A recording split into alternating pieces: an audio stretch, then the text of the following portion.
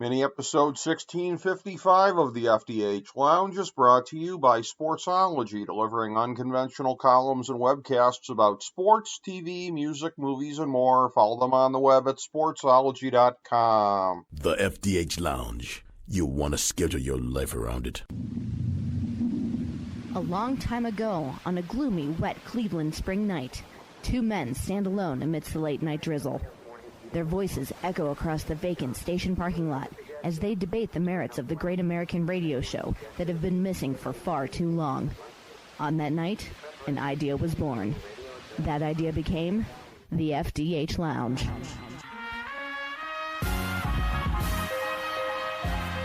Welcome to the FDH Lounge. Hello, everyone. Welcome to FDH Lounge Mini episode 1655. This is FDH Managing Partner Rick Morris coming at you, and we're here to talk NFL after week one of the 2023 season, and something that we've done the last couple of years. We have a FDH Lounge Dignitary that we've worked into the mix.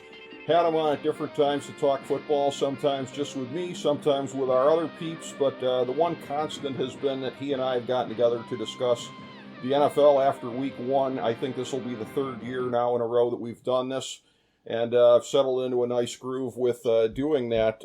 You can find him on Twitter at dude_Cav, where you can see his various thoughts on the world here. And again, Cav, as we always joke about here, different than my thing here, the life of the cavalry, which he is expert on, but in the process of leaving behind as we speak here. For me, I'm all about the Cav life, but the Cleveland Cavs here. So we have a love of the word in common, if for different reasons. Of course, we always like to get our plugs in for our FDH Lounge dignitaries, and also for our guests, for anybody who's a part of the program here. And I know that if we were going to get a plug that Derek would like, it would be for the Twitter or X account at Chaotic Goodest. Go there, and of course go right to the link tree where you will see everything that is the genius of a good friend of the show, Maya Master, and everything. And so this is something that, again, if I was to give a plug that Derek would want, it would most certainly be that. And go there, you will not be disappointed. A lot of wisdom, a lot of great ideas constantly going on there, and everything that shows you the very, very, very bright future, of course, that Maya has in the world of sharing said ideas on various platforms. But bringing it here to our FDH Lounge dignitary, who it's good to have back in, Derek Joseph. And Derek, again, I know you got a lot of thoughts on week one. Very active, as it always is. It was my first time having Red Zone in the last couple of years, so I had my finger on the pulse all day watching it, and I'm sure you must have had a lot of thoughts as everything was going through over the course of the weekend. Yeah, great week one. The Cardinals lost. My fantasy team's horrible. And, I lost all my bets. So, welcome to football season. But, everyone's trying to overreact to week one. And I've watched enough NFL over the years to really see that, sometimes it's right, but I'd say most of the reactions are overreactions. I do think there's a few teams that came out dominant that are going to remain dominant through the rest of the year. On the NFC, San Francisco looked as much as world beaters as they were last year. Defense was incredible. Purdy still, doesn't appear to be an aberration, appears to be just as good as he was the stretch last year. They'll still, I see them having success the rest of the year. You have Dallas, who, that defense looks like world beaters. They play the Giants, so we'll see. I don't know, but they certainly have the talent. On the AFC, obviously Kansas City, yeah, they lost. They didn't have Kelsey. Tony couldn't catch anything thrown to him, and obviously Jones was sitting out. I believe they'll have all of them back, and then hopefully Tony can catch in this coming up week. So I think Kansas City will be fine. Miami that offense looks as crazy explosive as it was last year. We got that awesome shootout with the Chargers. That was awesome. I think both of those teams will do super well. We'll see how the Chargers do down the stretch. Everybody's already having a few injuries. Obviously Baltimore suffering the worst, losing Dobbins. So interesting week one. I think week two we'll start to see the cream rise to the top. Well, all right, everybody. That's our super condensed week one analysis. But no, I will say that you didn't say anything there that I really disagreed with. But you must have been getting an earful about the Cowboys game there and the way that they went off. One can only imagine, Derek. Yeah, she likes to pretend she's a Cowboys fan, but I think I turned on a quarter. She wasn't watching. I was like, this is boring. Turned it off. But no, the Dallas. But besides, my future wife, everyone else in Texas is losing their minds over Dallas, thinking they're gonna have a substantial year, and they might. Again, that defense, it looks incredible. But what's their biggest factor every year? It's Dak. Will Dak actually be a playoff quarterback, or will he continue to be, a 10-win quarterback for the rest of his time in Dallas? Who knows? But I think obviously, and we kind of talked about it a little before off air, I think the biggest story is obviously what happened with Aaron Rodgers there. But I know you were going to get to that, but the only thing I'll say with that is I do think the Jets, that defense looked incredible. I don't know if it was just Josh Allen just throwing it to everything, but yeah. I think that Jets team is pretty good. I know obviously Zach Wilson's the big asterisk, but I think they're better than some of us may have thought. Yeah, that is possible. I will say, in looking at it here, that it like the story of the weekend is obviously what happened with Aaron Rodgers. But as I said to you off air, that's because we're in a celebrity culture. I think the most substantive part of the weekend was the troika of AFC powers going down: Buffalo, Kansas City, Cincinnati. We'll get to that. And interestingly enough, the Aaron Rodgers story segues into that because that's one of the three games where one of the big guys went down. This is one of those things, watching that game there, I just have to say that because of the kind of guy that I am, I was immediately texting beloved FDH Lounge dignitary and sportsology proprietor Russ Cohen. And I asked him, so what was your favorite part of the Aaron Rodgers era in New York? Just because I can be an a-hole. No, I don't think he enjoyed my text very much. But again, I was looking at it like this could be the whole Norma Desmond thing all over again, like it was with Brett Favre. But little did I know. I just thought it could be a year that could be a little bit disappointing. And it didn't work out well for me where in my one fantasy league where I waited a long time to draft quarterbacks, and he ended up being the top one that I had. Got to hope that Matt Stafford is for real after looking at him this weekend. But the Jets, that defense is all that. And again, Breece Hall obviously is back. And, a receiver. Garrett Wilson. Yeah, and Garrett Wilson, who was going to be the best receiver that Aaron Rodgers has had in the last several years, now that's not going to be the case. But it's a thing where I believe it was FDH Lounge dignitary Ben Shue that texted me like, oh, Nathan Hackett having to craft an offense for a short guy. What could possibly go wrong? Yeah, we can talk about them too. Denver, I think, looked better, but I don't know if Sean Payton and Russell Wilson will work, honestly. Yeah, and that's we may get back to that one a little bit later. I will just say this. I don't know what your sense of it is, but the thing with Sean Payton leading off the game with an onside kick, he's one of the biggest look at me guys in the league from my perspective. Do you get the same sense?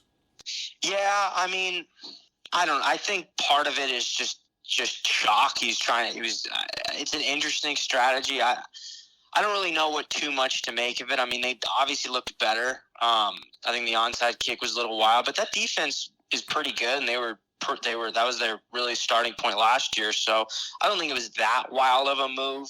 I do think him going to Denver in general was odd. I'm a little salty because I really thought the Cardinals were going to get him, but who knows how that would have been. But yeah, I don't know. Him and Russell Wilson, Sean and Russell, I don't think that's going to be the same beautiful pairing he had out there in New Orleans. Yeah, well, unlike Nathaniel Hackett, he at least has a good track record of working with short guy quarterbacks, but I don't know if Russ at this stage of the career is going to be the guy to work with him. It'll be very interesting to see, but as far as what Hackett's going to have to do in New York from here on in, this deal with now going with Zach Wilson, going back to him, that's going to be a thing where, again, it's really going to put the defense and the rest of the team to the test. Having said that, the offensive line was something of a question mark coming into the season. So if they can't protect him that well, then that's going to basically just kind of doom them, because they're going to be in a situation where they're having to kind of overcome whatever they get from him, and that's going to put a real ceiling on them, like if they make the playoffs one and done.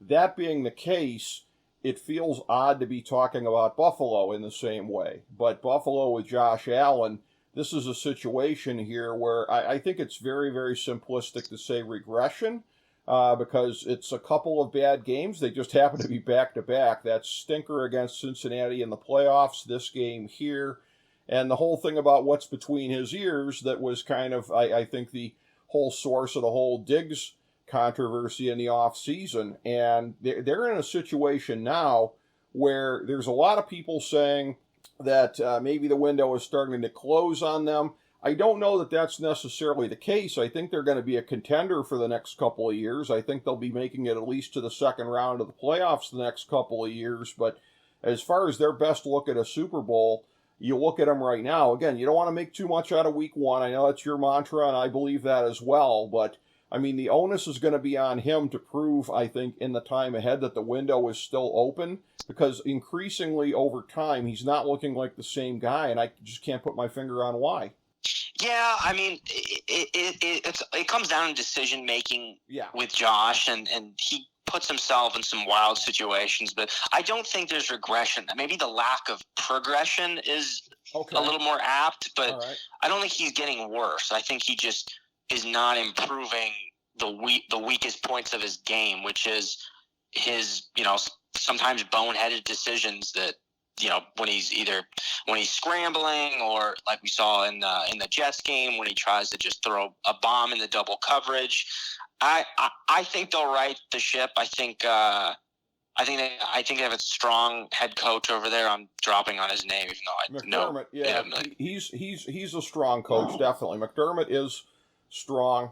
So I agree with you on that. Now, there's a thing, too. And talking off here to FDH Lounge dignitary Johnny Adams, we were kind of looking at, I've been banging on this for a while with Buffalo. Like, what are they thinking, like not having a legitimate running back situation there in the backfield? Kind of the same thing the Bears are doing with Justin Fields. Like, if we have a mobile quarterback, what do we need a running back for? Which I think is an asinine way to look at things. So if he had a more legit running back situation there, I think it would do something for him. And as Johnny pointed out to me, accurately so, such a drop-off after Stephon Diggs among their receivers. So at the same time that I'm kind of banging on him for what's happening with Josh Allen, I think they could be doing a lot more to support him, Derek, with the personnel around him. Yeah, I mean, that's fair. I don't know. I think the league's changing a lot. I mean, honestly, week one kind of changed my thoughts on this. But going into this season, I was subscribing to the theory that the running back is starting to become obsolete, at least in its current state. I thought a lot of people were talking, and I agreed that, it will evolve into more of a hybrid position, a situational position where maybe you're doing a run every once in a while, but catching, throwing them in, receiving running backs should become more the norm. It's a position that'll phase out partly due to money. You've seen it a lot in the league with guys like Zeke and stuff. They pay these guys, and, other than the occasional Adrian Peterson every once in a while, they can come back from an injury. A lot of these guys get injured and they're never really the same. So, but after that week one, I mean, aside from the Miami, LA shootout, there really wasn't a ton of, explosive passing plays. At least from what I saw, I saw a lot of defenses stepping up, a lot of secondaries really being able to keep lockdown receivers and stop, quarterbacks making crazy throws. So, from I was saying it was going to be a pass-heavy league and the running back was gone, but after week one, I don't know. What do you think? Yeah, I mean, I think, again, you can't really draw any kind of conclusions yet, but I think you were right about that as far as what the first weekend looked like. And sitting there with Red Zone, I will tell you, and again, feeling kind of distant from my hometown Browns, as we have covered on the show previously, here, so I've defaulted to rooting for the Dolphins, who I have a long-time affinity for as well. So, man, I was going out of my mind watching that Chargers game. It was on a weekend where I wasn't doing so great on my picks. That was one of the ones that I nailed, not least of which because I'm fading the Chargers a little more than some people are, because that just still strikes me as kind of a stars and scrubs roster more than most people think. Yeah. You know, that I kind of don't get the whole thing of where everybody's so much in love with the Chargers. I mean, I think they're at least a borderline playoff team. Don't get me wrong, but I think, you know, to the degree the rest of the world looks at them versus, I did look at Miami coming into the season as potentially a Super Bowl contender. I still had them behind the Bills in the division, but I'm thinking that I might have been a little hasty on that because, yeah, looking at Miami offensively, and again, they didn't get to show it with Fangio yet the first weekend here, but that defense is going to be looking a lot different. And then again, you're going to be getting the big reinforcement in the secondary come December. So yeah, I mean, that was an interesting kind of outlier for the weekend. A very, very exciting game in the 4:00 window, and it was really something where, like you said, the rest of the weekend, it was basically more of a grind in a lot of the games here. And the one thing I will say about the bell cow back in the league, and that is something that's really been on the wane, at least slowly, since probably about 2005. And it's kind of maybe accelerated since then as far as the death of the bell cow. But as far as the role that it can still play when a team has one, I think of the different elements that happened in the game with the Browns and the Bengals. And again, I didn't see as much of that as did most people in my hometown because I was more so on the red zone. But I watched enough of it to see that among the different elements here, especially in the first half, you had both defenses getting to both quarterbacks. It was a little bit of a rain and slop kind of a game. But one of the things that I think was most decisive there, the Bengals, who I really felt like in the offseason should have moved on from Joe Mixon, gotten somebody in the draft, get younger and cheaper. They chose to stick with Mixon, and I think that's going to be a mistake for them versus Nick Chubb. I've been saying it for years, the best running back in the league. And I feel like on a day when Watson didn't quite have it all going on, I don't know that it wasn't as bad as what people said on Twitter in the first half, because I went back and I rewatched it on NFL Plus subsequently, and he was hurried on a lot of those throws. But it was like a good enough performance from Watson. They're going to need him to be better than that, although that defense is absolutely lights out with Schwartz in there. It's night and day from that bum Joe Woods. But Nick Chubb, that's the kind of a thing here where if you're a contender and you got a guy like that, that strikes me, Derek, as something that can set you apart because there are not a lot of guys left in the league that are like him. Yeah, I mean, that's fair. But again, I think I don't know. I mean, the bell cow idea is interesting. I mean, and obviously there's the theory, obviously, in the thought process, you know, use the run to establish the pass. But yep. I just don't think – I just think, at least from a GM's perspective, right? Like, why pay all this money to someone to even if, you know, they could be a game breaker, but they get injured so much. And, you know, often when you have someone that good, like a Chubb, they, you know, in their extension year, they want a lot. Do you want to pay them that much when you could probably get a few other positions that will definitely pay off just because with just the lack of durability on running backs long term.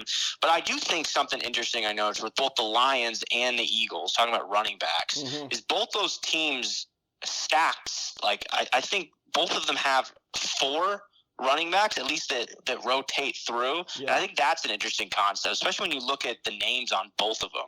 I think, and it's ironic because obviously the Lions have, they took, They got Gibbs. I think they reached on him a little bit with the 12th pick. They lost Swift to the Eagles. That's where I was going with that thought. Yeah, exactly. Yeah, Swift and Penny, both of whom I drafted in one of my leagues here. And to my frustration, they're still feeding the ball to Gainwell and Scott for some reason. But that's a thing where, I don't know. I mean, this is going to sound odd for me to say in a year where Philly is coming off of a Super Bowl appearance, but I do buy into the notion, the traditional notion, that you got to get enough carries to get something of a rhythm. So, I mean, I could see splitting it, and the way that the league has been evolving since about 2005 or so seems to be sort of like the 2/3, 1/3 model, and where your speed guy profiles is more of a third down back. Maybe he'll see some action on some other downs as well, but you start trying to feed more than two mouths in a game here. That's a thing where, again, I just feel like on a rhythm basis, that's something that might kind of set teams back, because you've got the fresher legs, but that's an interesting thing. And these are the type of questions I love to ponder, as you sit here and you make the scale motion with your two hands here. What's going to weigh more, the fresher legs or the rhythm? And I tend to come down more on the traditional side, that the backs that are in there are going to need enough carries to get into a rhythm. Yeah, I mean, fair. I don't know. I look at the last decade of Super Bowls. I mean, I can't think of one where, a running back was even in a discussion of, the most valuable player, even whether it's the league or of the game. I mean, you can go back and say that I think Zeke's first year with Dallas, they had a monster year, and he was an absolute, killer. You can go to Saquon with New York. You can go to who's that the Rams had. I don't think he's even in the league anymore. Gurley, yeah. Yeah, all three of those guys. I mean, now, it's been a few years, but one isn't even in the league, and then the other two, I mean, we don't even talk about really. And those were, the best running backs to come out in a while, at least in terms of, yardage and touchdowns. And I think that was before the league completely embraced the pass first idea, aside from a couple coaches here and there. But yeah, I don't know. I think the running back by committee, at least from a team building sense, and GMs really need to, the money piece I think is going to play into it more and more. Players are getting more money. They're getting more bargaining power, which I think is great and good. I think they should be paid fairly for what the team gets. But when you consider that, is a GM really going to want to spend 10, 5, 20 million a year on a running back that's going to, could tear their ACL week 7 and then they're gone? I think that's going to drive a lot of the change. But we'll see going into week 2. If the passing games don't get up, and I do attribute some of it to Russ, but if the passing games don't get better, especially from those top tier guys we mentioned earlier, Allen, Burrow, I guess Mahomes, but I wouldn't really throw him in there. It'll be interesting if that doesn't happen, how these offenses will look come week 8. Yeah, and I will say too that this is a thing where when you look at how Burrow played again, the rust clearly hurt him a lot. You look at it, hindsight's 20/20, but they really shouldn't have had him playing last week, because I know they thought on paper it was their best chance to win, and clearly on paper it would have been, but in the circumstances of it, and again with their offensive line, I mean, Myles Garrett has always been a problem for them, and again with the super stacked defensive line that the team has now, again it's a really fluky statistic that the Browns have been dominant against the Bengals the last couple of years, because the Bengals have been a far better team than the Browns to this point. And now it's at a point where, again, they could both be playoff teams this year. I thought that they were both coming in. I picked Cincinnati to win the division and actually to win the Super Bowl, and I'm not necessarily backing off of that yet. But when you're looking at the 3 big Titans in the AFC, which, of course, does not include the Titans, because I actually picked them for last in the AFC South, somewhat controversially.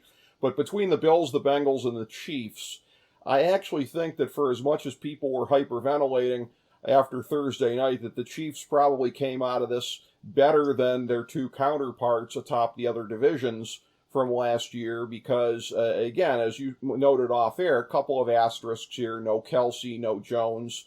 The one thing that I would find to be alarming for Kansas City in looking at this here is that with no Kelsey, boy, were they exposed. I mean, I know that, they made it through last year, and I was kind of a little bit befuddled with their Super Bowl run, because I would have just assumed that, somebody else would have stepped up to some kind of degree, as opposed to basically a committee of guys stepping up kind of circumstantially here. This guy came through and was needed to make a play. But, I mean, boy, you take Kelsey out of that lineup, and again, Kadarius Toney might as well retire from the league after the game that he had, but nobody else really distinguished themselves either. So, I mean, if I'm Chiefs fans, that's the one thing that's sending a cold chill up my spine. What's Kelsey now, 34? I don't expect any kind of a drop-off, but man, oh man, Derek, I mean, he might be one of the 2 or 3 most indispensable players in the league based on how that offense looked without him.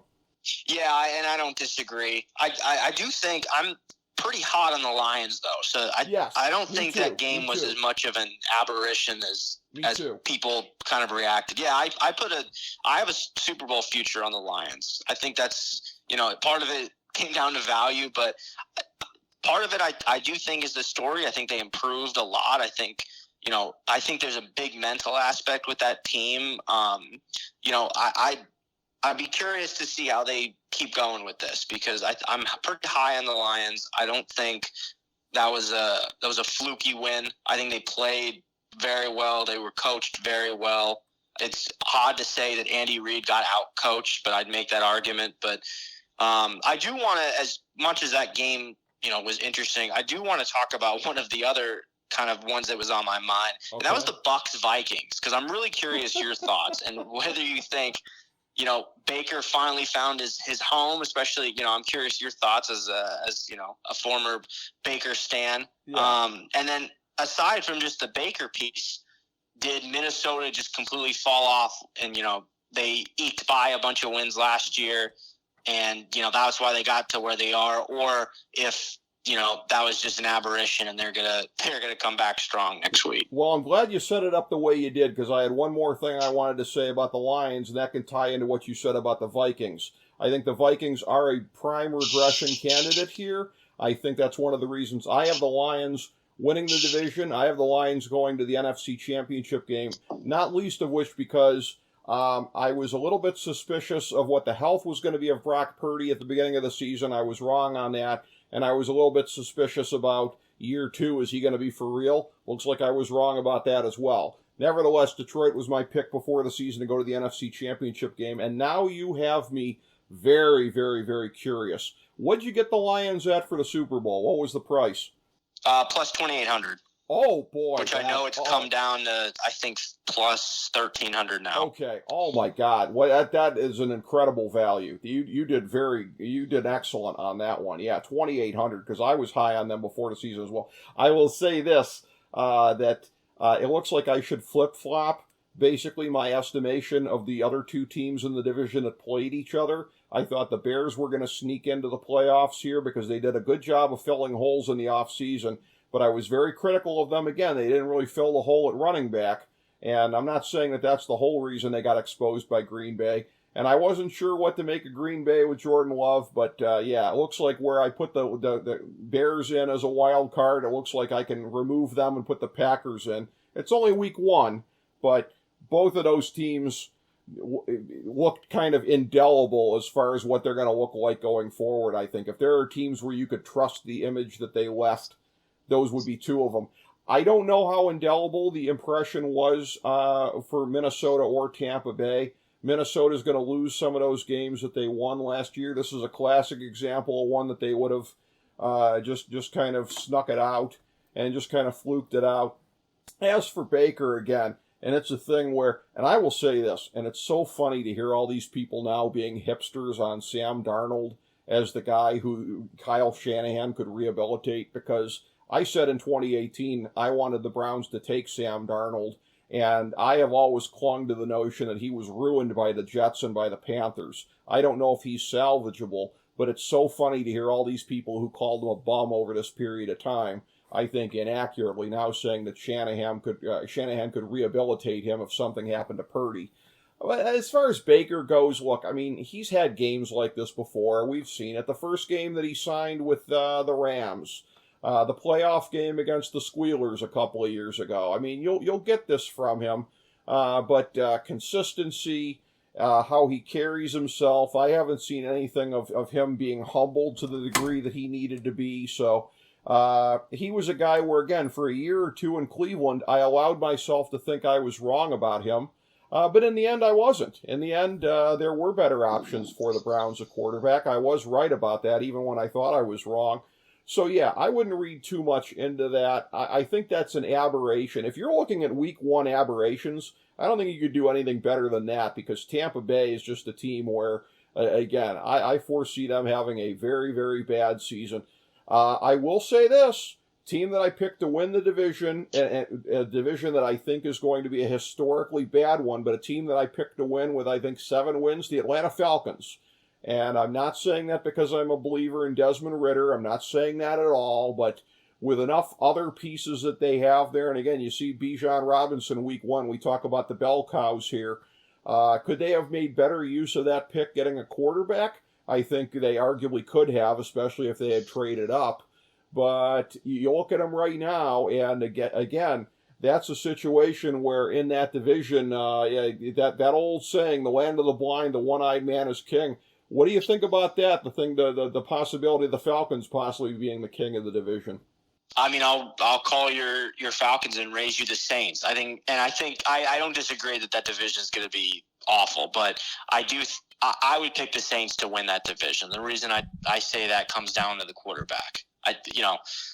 Derek Carr isn't the best quarterback ever, but he's a lot better than Desmond Ridder. And I think, Derek Carr, all he needs to do is be a game manager, and in that division, they can make the playoffs. The Falcons, they did look awesome. I think a lot of that comes down to Carolina's awful, yep. And that dynamic running back duo they now have in Bijan Robinson and I believe Aguilar is the other guy's name. That's right. They both look dominant. But going back to a running back conversation earlier, all it takes is, one of them to get hurt, and which, is going to happen, especially they're going to run the hell out of those two guys since, Desmond Ridder is Desmond Ridder. I don't know. I think it'll be tight, but in those close games, I think it comes down to quarterback experience. I think Derek Carr leads the Saints to a division title.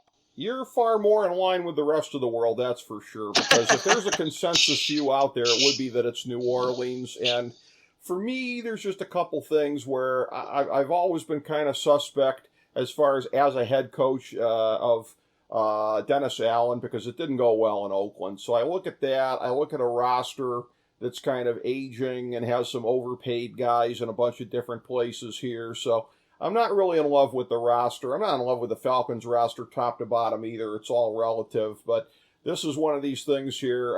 Again, I will reference FDH Lounge dignitary John Adams because he's always tickled by a reference that I will make on this here. I had seen this years ago, an obscure geopolitical reference that Brazil is the country of the future and it always will be. So I love to paraphrase that for people. And as Johnny said to me the other day, Kyle Pitts is the tight end of the future, and he always will be. Yeah, he left a lot of fantasy owners wanting, to be sure. Yeah, like every year. And man, there aren't a whole lot of guys more physically talented than him, although, as I pointed out to Johnny, you know who else was a first-round tight end pick? Not as high, but David Njoku was as well. David Njoku is a guy who on paper should have done a lot more than he's been able to do the last couple of years. So sometimes, you can have the hands and the athletic ability and everything like that and still not be able to put it together consistently. But, consistency is going to be something that, again, you're not going to see a whole lot of out of the NFC South because that is just a historically bad division. I will say the AFC South, maybe this is where I put on my hipster hat here a little bit because that's a division. I'm not afraid to wear the fedora on this one, Derek, because I think this is a division that is quietly getting better. I mean, Houston quietly filled a lot of holes in the offseason.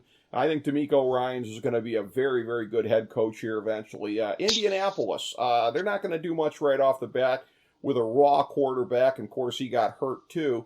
And again, they're stupidly allowing Jonathan Taylor to be a holdout here at this point rather than just paying the man. But they have filled a lot of holes on their roster too. Ironically, again, I'm more down on Tennessee than are a lot of people. Jacksonville, we already saw it last year. They're a legit contender in the AFC. So the fact that Indianapolis played Jacksonville pretty tough, I wasn't surprised by that. I was surprised that Baltimore was able to pull away from Houston because in a week where I stupidly went mostly with favorites, my 1,000-star gold-plated lock of the millennium for NFL Week 1 was actually Houston plus 10 over Baltimore. Didn't quite live up to it there. But what do you think? Am I being a little bit of a hipster about the AFC South? I'm not saying that they're going to be a monster this year, but I think that the teams in that division are coming quicker than people think they are. Yeah, I mean, I don't think that's the craziest notion. I mean, like you said, I mean, Jacksonville's going to, I think, walk their way to winning that division. But I don't disagree. Selfishly, I want Houston to have a terrible year because the Cardinals have their pick. But, you know, I don't disagree. They definitely filled some holes. The biggest thing they still lack is, I think, a quarterback. I don't think they hit their mark there. But then, you know, the Colts, I think Anthony Richardson got that crowd as hyped and is probably happy for that and hopeful for the Colts that they've been since, you know, Andrew Luck's random retirement. So it's not a bad notion. I could see the division getting a lot better over the years, but I don't know. It's an interesting one. They've just been such historically bad teams for a little while, and Jacksonville seems to have figured it out. It's interesting. I don't know. I think it's an interesting notion. I don't think you're totally tinfoil hat. I think there's a lot of legitimacy to your thoughts there, but I don't know if I'd say the AFC South is my up and coming division. I think more so in the next 2 years or so, I'd say. I'm not necessarily saying for this year, but I think the teams in there, I think Houston has a chance to be closer to 500 than anybody thinks, although, again, they didn't really show much evidence of that the first week. And as I've had pointed out to me, they really should have done more to beef up a wide receiver core and give C.J. Stroud something to work with. I cannot fight that notion at all. And that's the thing where, again, Jacksonville getting it together. I'll just say on a personal note, very happy for Tony Khan. He's brought a lot of joy into my life, bringing AEW into the world the last couple of years here, so he deserves all the good things he gets in Jacksonville. Happy for him. Trevor Lawrence, again, last year really kind of turned the corner. It's funny how getting away from Urban Meyer was able to do that for him, like flipping a switch. And Doug Peterson, again, is somebody that has had the Midas touch with being able to get that team going. But looking here again, as we're talking about teams that are having not a lot of success, like a lot of the teams in the AFC South haven't the last couple of years, let's bring this here too. And again, our Week 1 NFL Power Rankings available at the FDHLounge.blogspot.com in the usual place there. 32nd here this week, something I would consider to be very, very uncontroversial. The Arizona Cardinals 32nd. Now, it's always a little bit fraught whenever you're talking to somebody dealing with their hometown team, so it will sometimes be a different perspective. But as far as a team that took Browns cast-off Josh Dobbs, a guy who didn't make their final roster, and they turned around and were like, let's start this guy Week 1. Let's go with him. So they don't even really appear to be overtly trying a whole heck of a lot here. So it's an interesting notion to me, the notion that they wouldn't be the worst team in the league, because most people think they're just outright tanking it. Yeah, I mean, there definitely are those discussions, tank for Caleb Williams.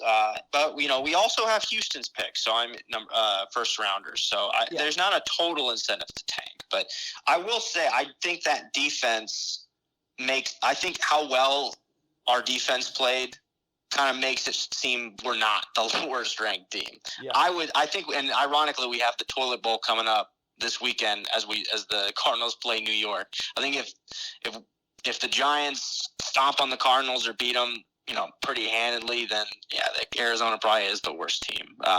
But between Carolina, New York, Arizona, I think Arizona's defense looked phenomenal. If you look at just performance, if you look at fantasy points, whatever metric you want to do, they had the same performance as Philadelphia, maybe not as good as Dallas, but they were a top-tier defense that first week. So if we're going to say what's the worst team, I wouldn't say it's a team that had a top-performing defense. But we'll get that answer during the toilet bowl when they play New York this weekend. I would just say, too, that they were doing that against Washington, which, again, I've buried Washington more than most people this year. I think I have them as not even being in the top 30 of the league either. So when you got Howell at quarterback there, you're accomplishing something by shutting down any NFL quarterback, but maybe not a whole lot if it's him. But I would say, yeah, that's fair. in looking at this with the Giants, what I would say would give you some degree of hope, perhaps. One of the terms that I like to refer to over a period of time on the show is I will slap on myself that old Obama term of the bitter clinger. That's kind of how I am in my thoughts, man. It takes a lot to peel me off of when I've come to a conclusion about somebody. I never thought Danny Dimes was anything other than a fraud. Last year, again, he did enough to joke his way into a 4-year, $160 million contract that is looking like one of the great albatrosses in league history at this point. So, you got him at quarterback for the Giants, so that is not necessarily the mismatch for Josh Dobbs that it would be for any other team, perhaps. But, it's going to be wild to see how they end up matching up with each other. This whole thing about Williams potentially going to the Cardinals next year, the thing that I find interesting is that isn't he working with Cliff Kingsbury this year? I mean, don't you think he might be filling his head with stuff like, hey, you need to pull, like a John Elway or an Eli Manning and make sure you don't go there? Are you at all concerned that might be happening? Yes, I've actually had many of those concerns because I've seen the same media report everyone has that him and his dad said, he'll just stay another year if he doesn't like the team with the number 1 pick, which we probably have the best chance to get the number 1 pick because we not only have our own and we're not going to have a good season, but we have Houston's who I don't think will have a good season. So if he's saying that, it makes me a little nervous that he is anticipating the Cardinals getting the number 1 pick and he wants to put it out now that he does not want to come to the Cardinals, which would break me because Caleb Williams looks like the next Mahomes. But we've seen, crazy dynamic quarterbacks like that in college before they come into the NFL and then, they're nothing special. So I don't know. But it's interesting to see what Caleb Williams will do and whether the hype will be real. It's a fun year for college football, I'll say that. Oh, it is. It's the last year as we know it for all of the rivalries and everything like that. And I will say again, I am so thrilled. I'm going to give a plug for the coverage here. FDH senior editor Jason Jones covering the Colorado Buffs for Sports Illustrated.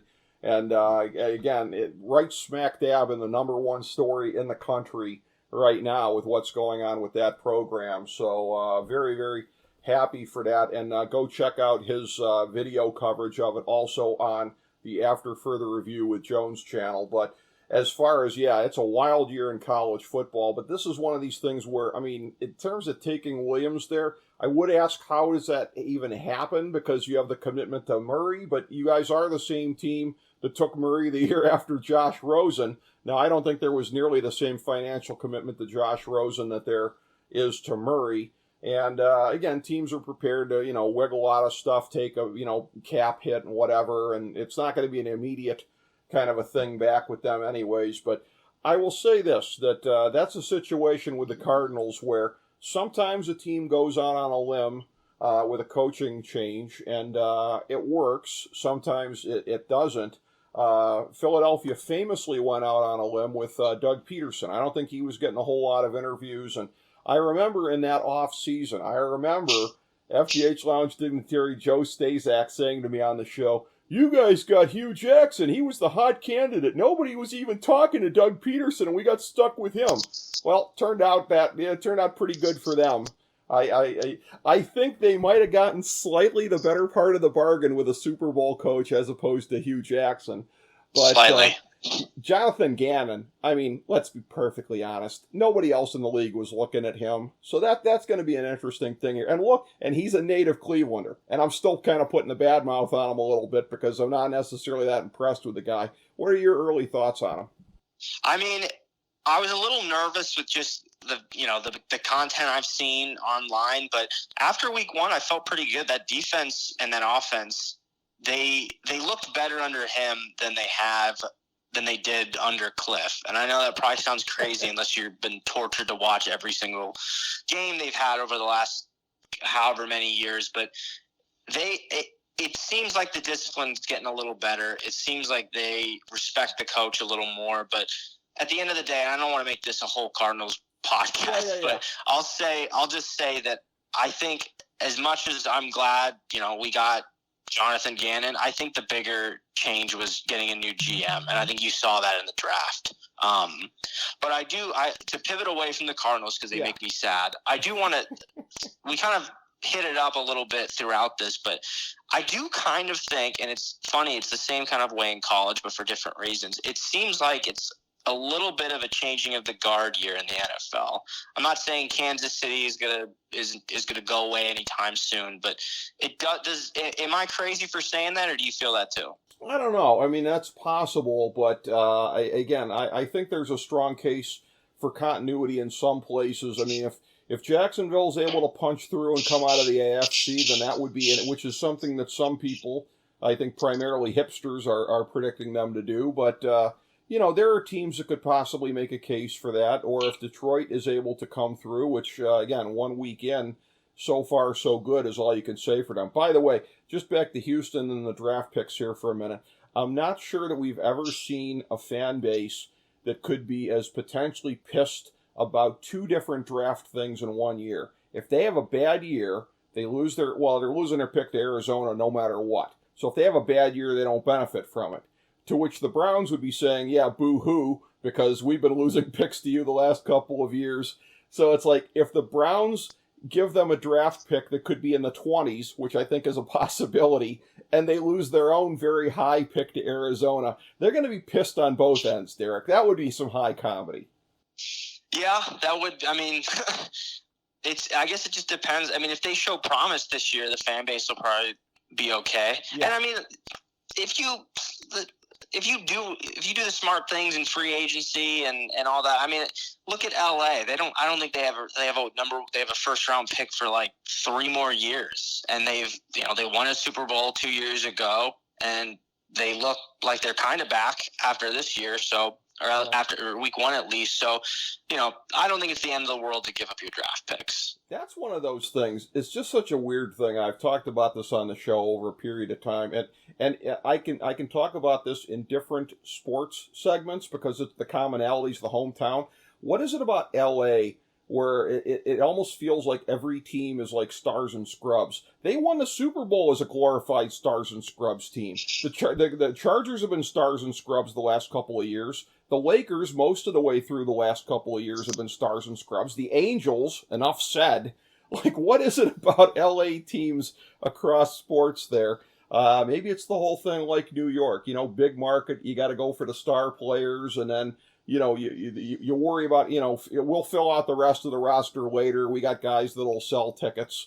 But yeah, I'm not ready to pronounce the Rams back just yet, but, it was interesting that a couple of no-name wide receivers stepped up for him this week here. So, this could be a year where things start to change a little bit, but my greater sense is that we're probably approaching, I'd say, the medium point of this era of Kansas City, Cincinnati, Buffalo, Philadelphia, these teams in here. I think...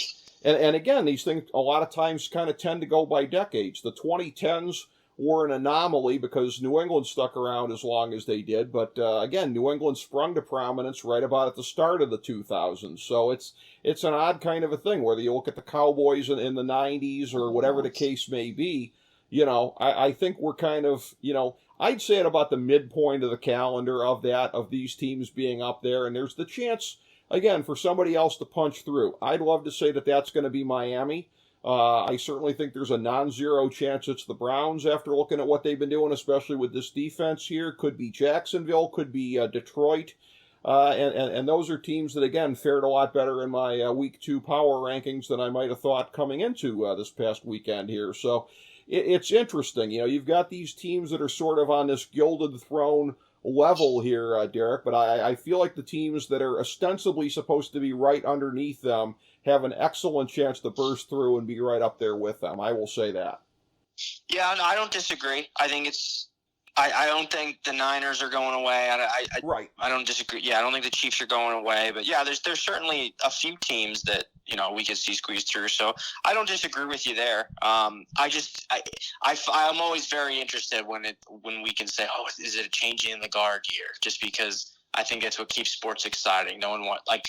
College, no one wanted to see Alabama. People were getting tired of Alabama Clemson every year, and then Georgia comes up, and they're now the dominant force. So yeah. I'd like to see something happen similar in the NFL. Obviously, the NFL, there's a lot, more parity. You don't have necessarily the same two teams in it every year, the same four like you do in college football. But yeah, I don't know. If the Bengals and the Bills, as much as I think those quarterbacks, I think Josh I think Josh Allen and Joe Burrow will figure it out. It made my sensor of are we seeing a changing of the guard here? At least in some of the teams that have been dominant. Maybe not all of them.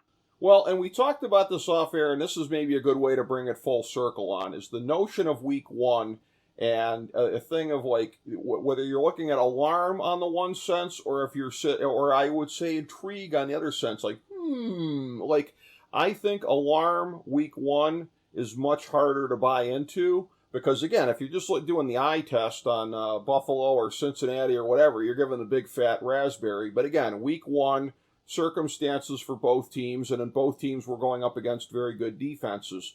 So I'm not much of a buyer on week one pessimism, but week one optimism, I think I am more of a buyer on because you look at, again, what Detroit did, and again, the circumstances were what they were as far as not facing a Kansas City team that had a full deck by any stretch of the imagination, but you really can't diminish what Detroit did that much going in there, and particularly, again, having turned over the backfield as they did, the running back position in the offseason and coming in, again, with the changes there. They themselves didn't have Jamison Williams week one, so Detroit did what they did, Cleveland doing what they did against Cincinnati, and that was a thing where, again, I felt like there was a lot of intrigue as to what the Browns were going to do because this is basically what happens. Like when the team has a year, it's kind of out of nowhere. 2018, 2020, the years when they've had the hype behind them, the wind in their sails, they've pretty much gone out and crapped the bed. And such was the case again this year,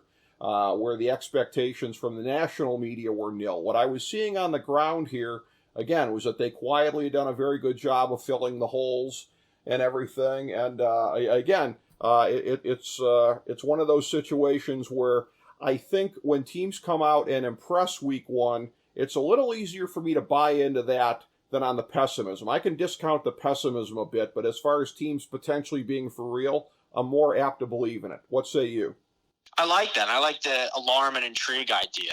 I would like if I was picking my alarm team and intrigue after week one. Intrigue, I'm not going to say the Lions, even though that's kind of my initial thought, but I'm gonna go back to something I said that we disagreed on. My intrigue is actually going to be the Bucs a little bit and Green Bay. The Buccaneers, I'm going to give them my intrigue team. Not that I think they're necessarily going to do anything, but let me see them in week two. I think there might be something hidden and special there. Sometimes quarterbacks that, it takes them a little bit to find their niche. We saw it that one weird year where Sam Bradford had that awesome year with, I think, the Eagles, and Case Keenum had that awesome year with the Vikings, and they both fell off after that. I'm intrigued to see what Baker can do with the Bucs. And if I'm going to say my alarm team, this is going to be a weird one, but I kind of think it's the Eagles because I don't think they looked good. I think their defense looked good, but that offense would make me a little nervous. I don't think that game – and even going back to the defense, the fact that they let New England come close, I think I'm alarmed if I'm an Eagles fan in the sense that I don't know if they're going to be as much of world beaters as they were last year. That team that played week one would not beat San Francisco, even probably with a broken Purdy. I agree, and I say this as somebody where I thought that point spread was ridiculous. Like that they were like, I find so many week one point spreads ridiculous, but then again, I don't generally do well on my week one picks. But like I'm looking at the fact they're only laying 4 to New England, and I used to make the joke on the show that like if the Browns were playing the 78 Steelers week one and the Browns were hosting the game, then the 78 Steelers would only be laying 3 points. Well, it's a road game, don't you know? I just find the week one point spreads to be so conservative on that. And in the case of Philadelphia, I mean, they were darn near right because, I looked at it, I was impressed that Philly came out, didn't play anywhere near their A game, and they still got away with a win. So I hear what you're saying, but that's a team that a lesser team would have just lost the game outright, like, say, Buffalo or Cincinnati, or Kansas City, who didn't manage to pull out a Week 1 win. So, they didn't have as much in the way of intrigue points.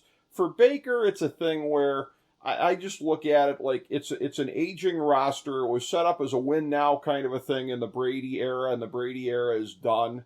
So I'm just wondering what kind of a fit it's going to be there. But, that will be interesting to see. But as we go through, we've covered a good chunk of what happened here last weekend. Any additional thoughts on anything we didn't get to, Derek?